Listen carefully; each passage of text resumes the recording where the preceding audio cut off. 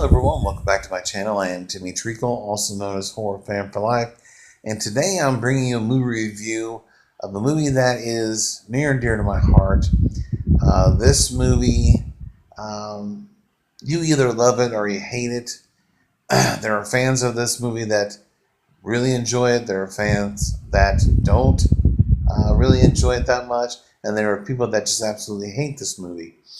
But I plan on doing it on its exact 10-year anniversary, but I'm a few months late. But nonetheless, I wanted to do this review again, and I decided to rewatch the movie as well. And the movie I'm referring to is Friday the 13th. This is the reboot that was released on February 13th, 2009. This is a slasher movie, and it received mixed to negative reviews with critics and fans. On CinemaScore, it has a grade of a B-, and it has an 89% on Google. On IMDb, it has a 5.6 out of 10, and it has a Rotten score of 25% on Rotten Tomatoes. But despite that, on a $19 million budget, it made $92.7 million at the box office. And this was directed by Marcus Nispel, written by Damian Shannon and Mark Swift. And this reboot combines the original first four movies together.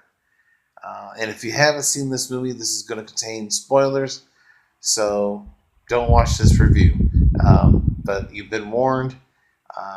This movie, as I said, it combines the first four original movies. You know, in the first movie, Jason's mom, Pamela Voorhees, is the killer. In the second movie, you have Sackhead Jason. In the third movie, you still have a little bit of Jason without the sack. Then he gets the iconic mask. And then from there, it's just throughout every movie after that. And in part 4, it was supposed to be the final movie. It was called The Final Chapter. But we know that's not the final chapter, and it's not the final movie.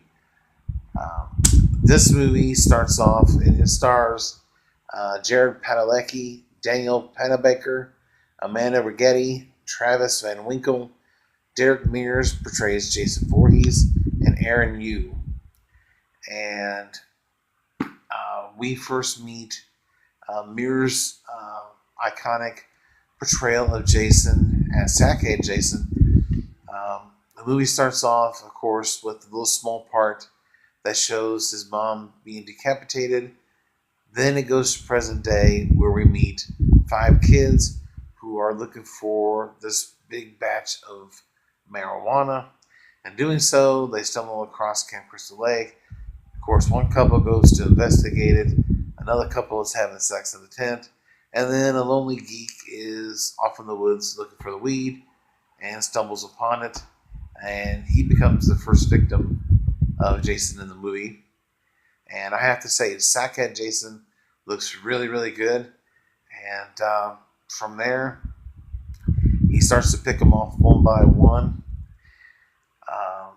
There's a couple of good kills, actually. The poor dude, he gets stabbed through up the floor and then dragged down and, basically just stabbed to death. Then you have the girl who gets burned up in the sleeping bag. And then you have the other guy who gets caught in a bear trap. And then he gets the machete to the forehead about halfway through his head, which is pretty cool. And then the final girl for that first act, we assume that she's dead. Well, as we go into the movie, we find out that she's not. This movie picks up 6 weeks after those events, and we get a new group of kids who are heading out there looking to party, smoke dope, and get laid. Along the way, we meet some other different characters. An old lady who says the girl isn't missing, she's dead. Jared Padalecki plays Clay Miller. His sister Winnie has been missing for 6 weeks. Clay meets Jenna, Trent, and Chewie, among others, who are all partying at Trent's summer home. Trent's character is the biggest douchebag by far any movie that I've seen that has to do with horror. He acts all tough, but as you know in the movie, his character is nothing but a pussy, and he's just annoying. And I was so happy when he got killed. But getting back um, to Clay and his sister, he's bound determined to find her. He knows she went missing there and nowhere else. The sheriff tells him that all the other parents are looking elsewhere, and but he knows different. He has a run-in with Trent um, at a gas station where he's trying to put up a fire. Trent's being a dick. And then he runs into him again later on when he wants to put up a fire and talk to people at this house he goes to, which happens to be Trent's house. Uh, like I said, did I mention Trent's just an all-out douchebag in this movie? Because he is. Other than that, I love all the characters in this movie. Derek Mears plays a very good Jason. He's not the best, but he is very good, very intimidating. Um, there's a couple of shots that I just love of him. The one being Sack Jason is when he after he knifes the guy in the head, he turns around when um, Whitney is screaming, and you get that shot of him. That looks so badass.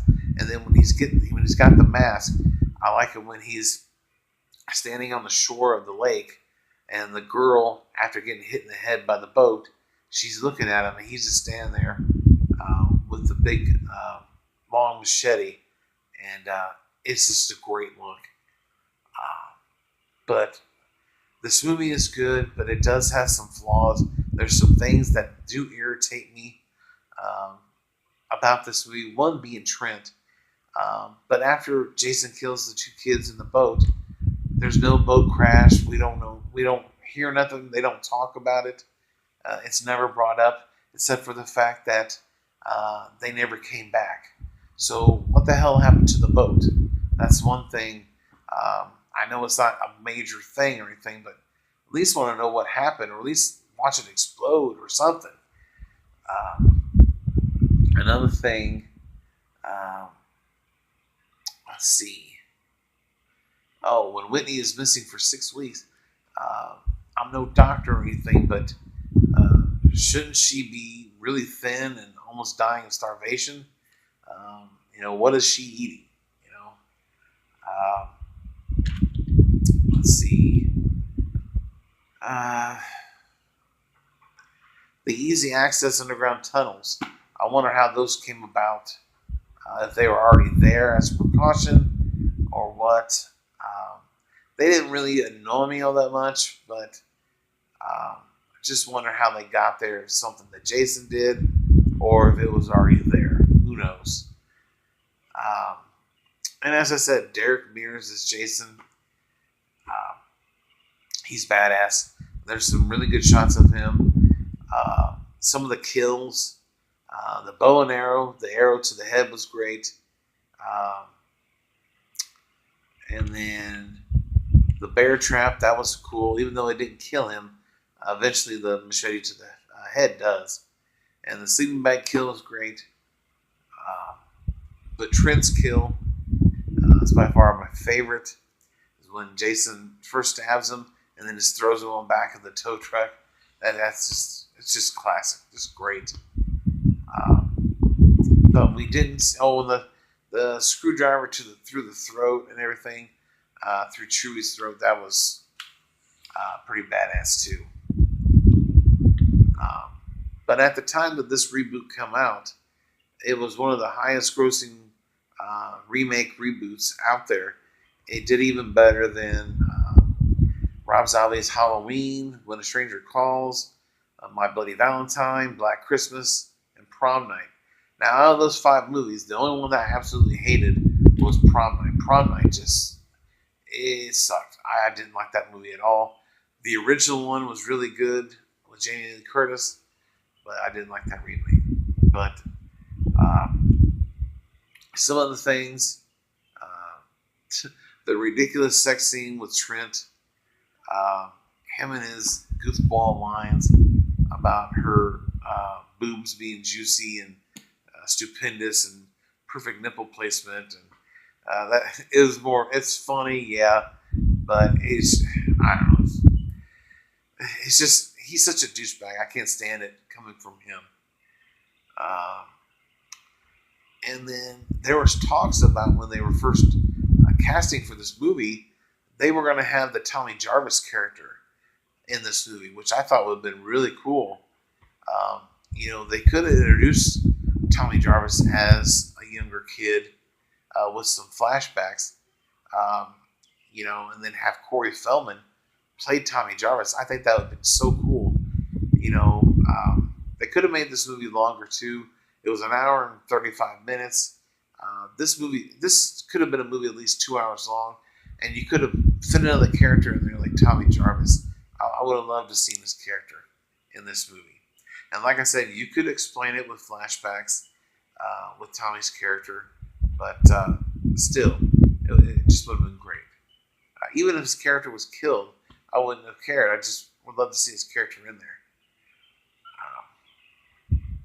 And see, the mask was pretty badass. I love that. The setting, the directing, the story was really good. I like the way they incorporated all 4 movies into the film. Some of the elements, and this movie is just a lot of fun. It is one of the better reboots or remakes out there in the horror genre. There's not a whole lot of horror movies remakes that I don't like, in all actuality. Originally, I gave this movie a 10 out of 10 back when I first watched it in movie theaters. After rewatching it,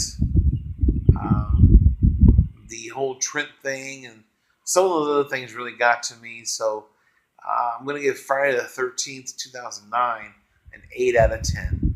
I think that's the perfect score after rewatching it now. It's been over 10 years now. I think an 8 is a proper score. As I said, Trent is annoying, and some of the things in the movie really got to me, but not too much to where I didn't give it an actual decent grade. Derek Mears is Jason. Whitney, Clay, Jenna, those 3 characters by far are the best in the movie. Chewie's good, of course, and his friend. But Trent is definitely the worst character, I think, in any Friday the 13th movie, in my opinion. The most annoying, just ridiculous, over the top actor and character. So, but other than that, that is my revisited review of Friday the 13th from 2009. In the comment section below, if you've seen the movie, give me your thoughts and opinions. And if you watched it back when it came out in movie theaters in 2009, do you still feel the same way about it then as you do now after you rewatch it? Let me know that in the comment section below as well. Other than that, I thank you guys for watching. Don't forget to subscribe and hit the bell icon for all notifications. If you like this, give it a thumbs up and share this video on your social media as you see fit to. But I thank you guys for watching, and check you later.